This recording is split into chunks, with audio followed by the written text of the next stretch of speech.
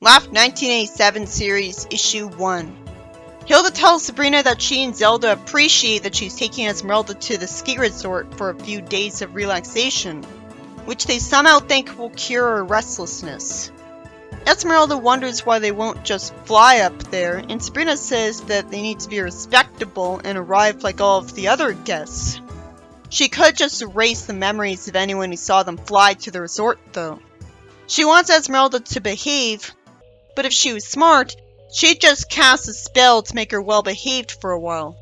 The only reason I can think of for her not doing that is that she might feel guilty about brainwashing.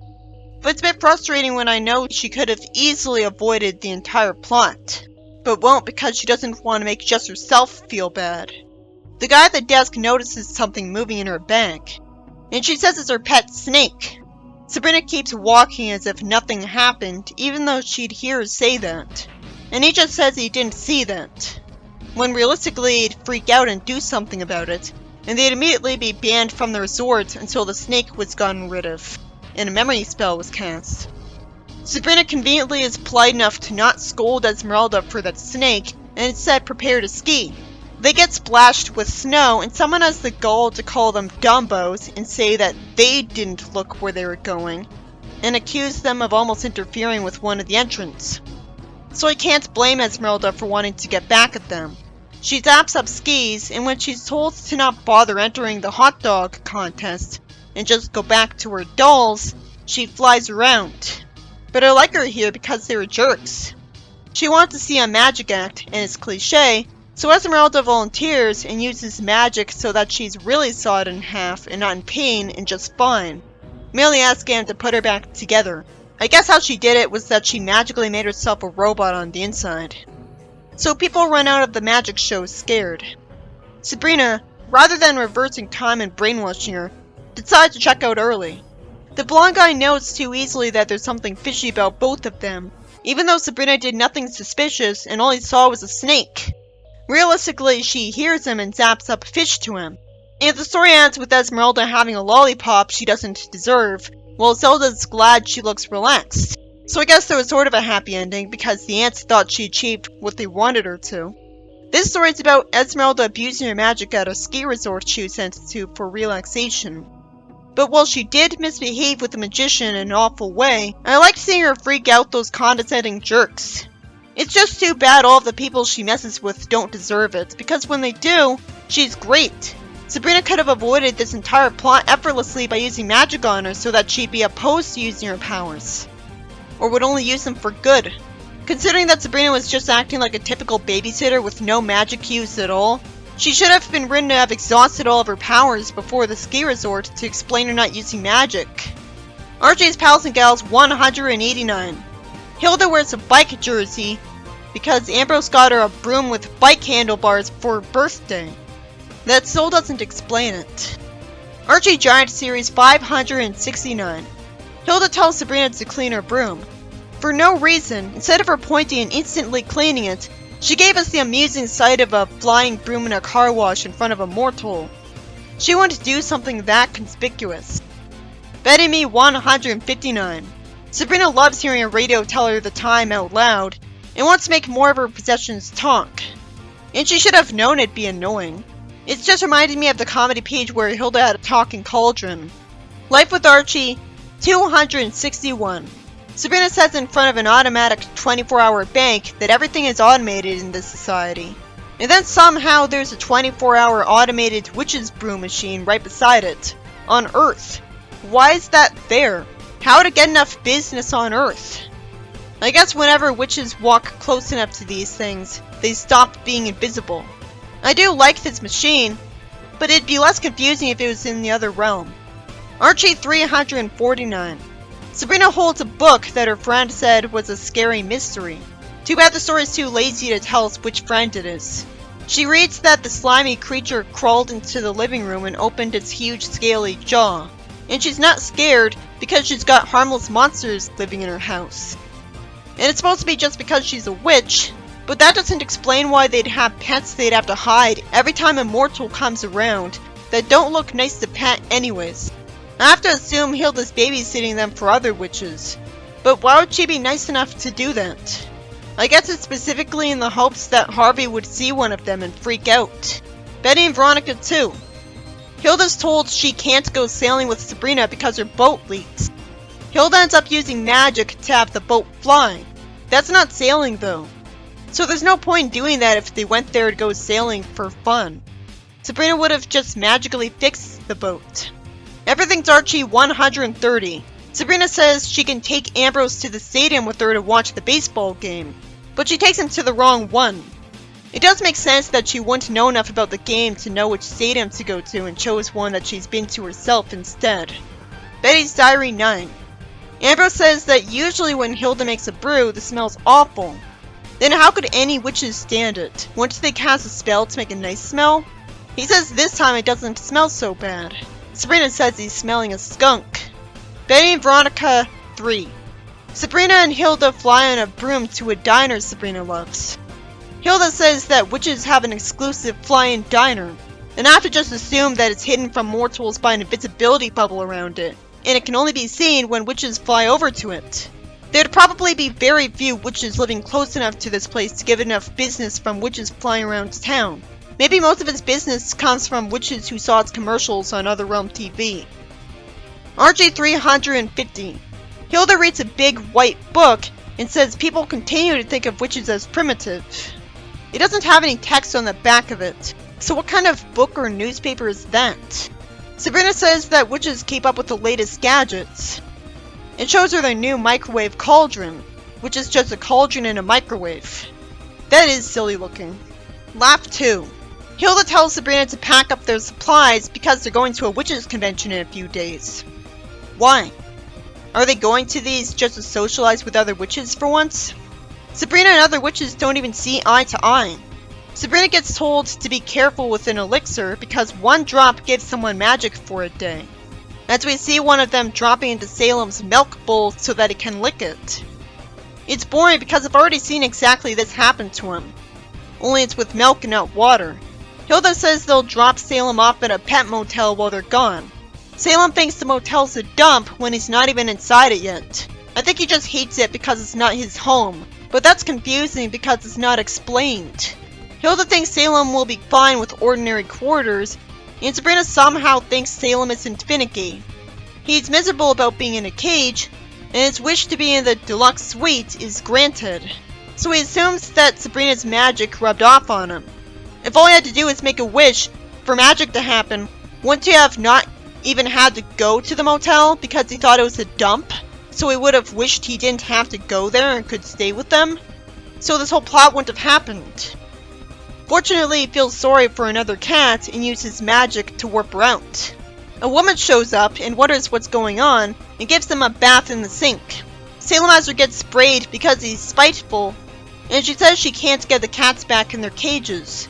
Then Salem uses magic to trap both her and her boss in human-sized cages. Salem generously frees all of his cat friends, and magically has a huge party. Hilda flies with Sabrina on a broom heading back from the convention.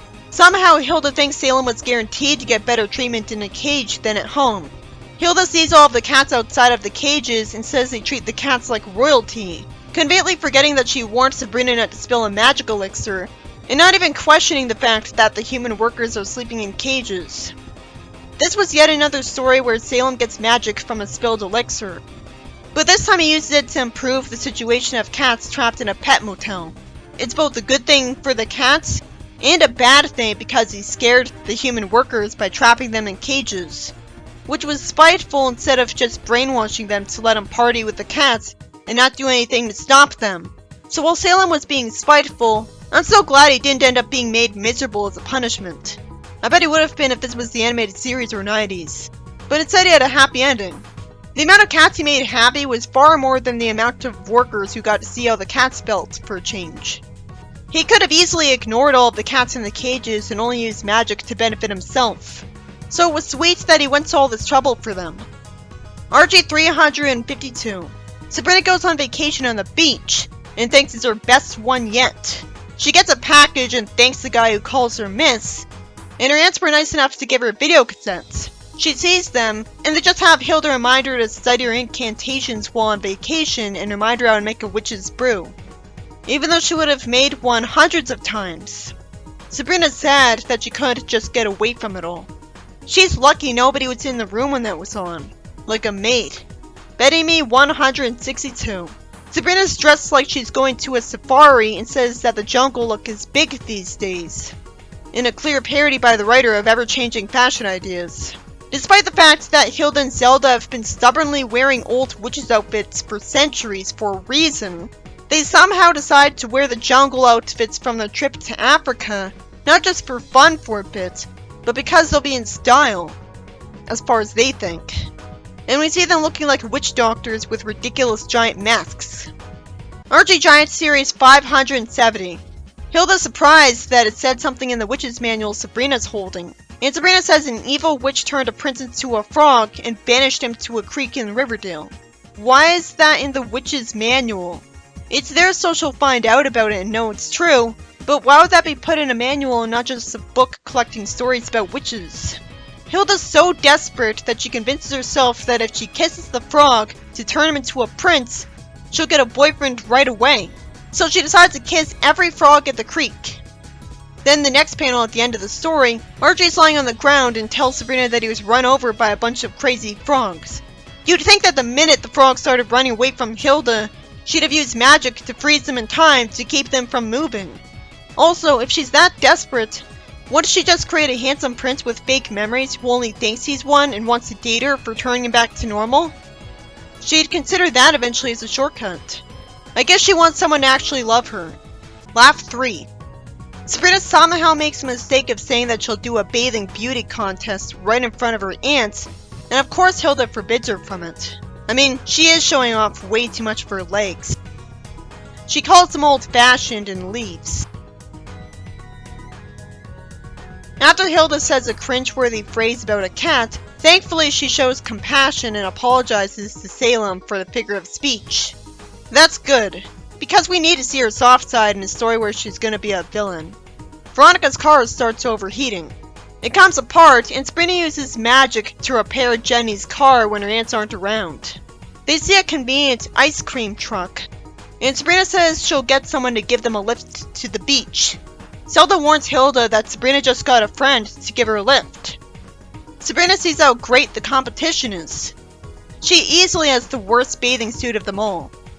What was she thinking having one with 3 different colors? The judges say that it's very hard to tell which one to pick, because they're all so beautiful and they blend together. Then Zelda uses magic to give Sabrina an old-fashioned swimsuit that still looks good, so she stands out. Hilda then uses magic to humiliate her by suddenly changing her outfit into a big red one.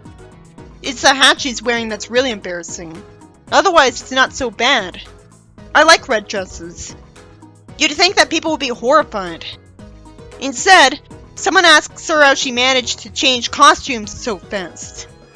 I guess while not wondering if witchcraft is responsible for this as a part of the spell that summoned the bathing suit, she's still able to ask how it happened. Confusingly. She's handed a trophy and told that she had a very clever idea. Hilda's actually happy that Sabrina won the contest because she's wearing the swimsuit she gave her. And somehow, Hilda and Zelda expected men to find them attractive at the beach. This story was about Hilda and Zelda using magic to zap up an old-fashioned swimsuit for Sabrina at a beauty contest. But it caused her to win. So there's a happy ending. So her aunts don't look too mean. Betty's Diary 12. Sabrina gives Hilda a portable TV she wanted for a friend, and Hilda wants to make it bigger. Predictably, she makes it too big, and Sabrina remarks that it's big enough for a giant. And it was for a giant. They already did this joke. RG Giant Series 574. Sabrina and Ambrose look at a picture of a guy, and Ambrose says that 300 years ago, Hilda, in a fit of temper, turned her boyfriend, the Prince of Brooklyn, into a frog. He says it was her biggest mistake because it was the one true love of her life, and she never found anyone to take its place. The story ends with Ambrose saying that ever since then, she kisses every frog she finds. Why would she think that he's still alive 300 years later instead of eaten by a predator or something?